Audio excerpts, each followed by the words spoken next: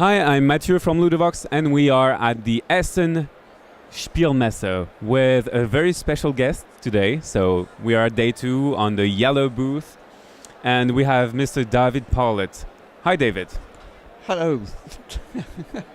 It's a great honor to have you, really. So you're the designer of the hare and the tortoise, and it was re-implemented this year by a Purple Brain with Le Tour du Monde en 80 jours, the famous novel by Jules Verne as well. Yes, I was very pleased to see it updated in that way. It's nice to know that the mechanism still works. So it is a game that is entirely player-driven and choice-driven with almost no randomness.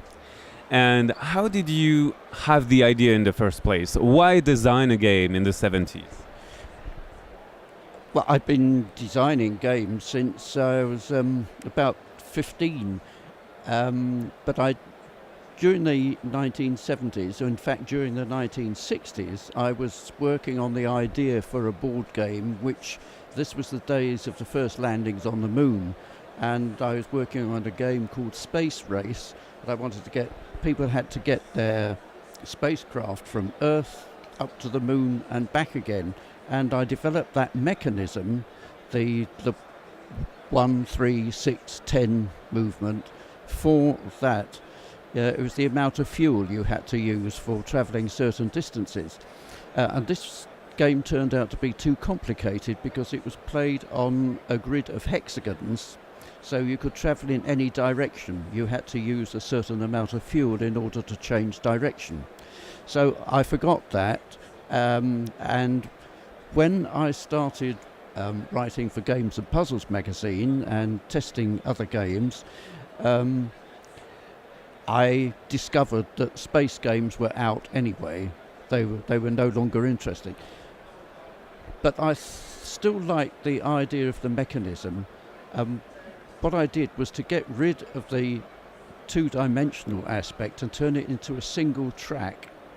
So I started out on the prototype with simply an 8x8 board, which was divided into pathways, so it was 1 to 64, and I used that mechanism to move, and I thought, how do you get a certain amount of fuel back? I didn't know what the theme was. It was a completely abstract game, and I decided that you had to have something which controlled your movement and which you had to manage.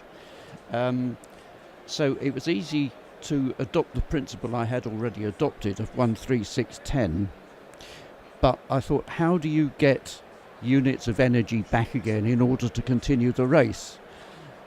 And I thought, well, obviously one thing you do is to get it from landing on particular squares. But it occurred to me that it would be more interesting if the amount you got back depended how far you were in the race. So further forward you were, the less you got back, and the further behind you were, the more you got back. And this is where the interaction came in. And while I was still playing this as an abstract, I played the part of 4 different people, and each one had a different strategy. And as I was playing it, different strategies seemed to make the game interesting, and they came into my mind, this is like a hare and a tortoise. So immediately I thought, hare and tortoise, it's no longer units of space fuel, it's carrots and lettuces. So once I had the theme, the rest of the game developed itself.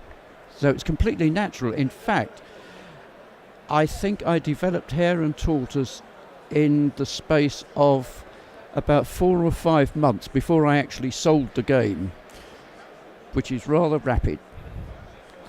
The game was on the market in less than a year from the time I invented it.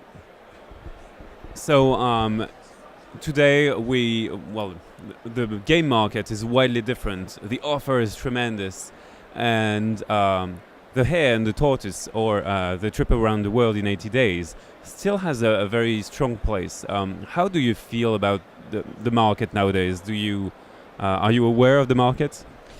Well, yes. So you can't help being aware of the market if you come to Spiel Essen and the Spielwarenmesse in Nuremberg every year.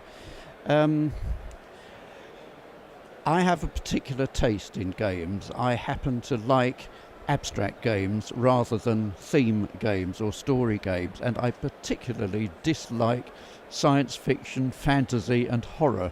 So I just get very bored when I see all these things around. But you know, that's the modern taste, and it's very much developed on the internet. It's a sort of theme and types of thinking which is just part of international culture, which I think is basically American culture anyway. But I always liked, when I'm inventing a game, I always start with how the game works, and then I have to attach a theme to it afterwards. I never start with, I want to do a game about such and such, and then work out a mechanism for it. So, do you have a math background to design the games? Because the Hare and the Tortoise, or the Trip Around the World, is kind of very finely tuned in terms of math. Yes, I wouldn't say that I have a mathematical background. I certainly have no qualifications in mathematics, but it is one of my favourite subjects, and I regard games inventing or games playing as being a branch of recreational mathematics. So that is my starting point. It's a matter of taste and temperament, I think. What about the games that you still want to design? Maybe do you still design? Oh yes. I've just this afternoon seen a mock-up of a new card game which Piatnik will publish next year, called Chicken Out, which also has a mathematical flavour, but it's beautifully designed, so I'm looking forward to that. Of course, that's twice I've been delighted in these past few days, because Round the World in 80 Days is beautifully designed, and I've never before seen the whole game and people playing it, so that was good. Yes, I've still got games on the go. What about we talked about theme and abstract mechanics, but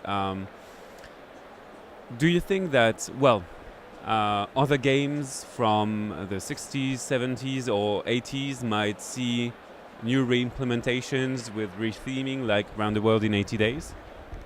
I think it quite possible. There is a tendency, I'm very keen on films and cinema, and you find that subjects come up again and again. The same subjects are made and remade. I don't see why that shouldn't be the case with games too. There are some very good games invented by my friend Eric Solomon that many older players will know about, which I think some German manufacturers have already expressed an interest in reviving them. So I'd be pleased to see if that happened. Yes, there are some good games from that period that I still enjoy playing. Well, thank you, David. That was a wonderful interview. Bye-bye. See you on Ludovox. Taram,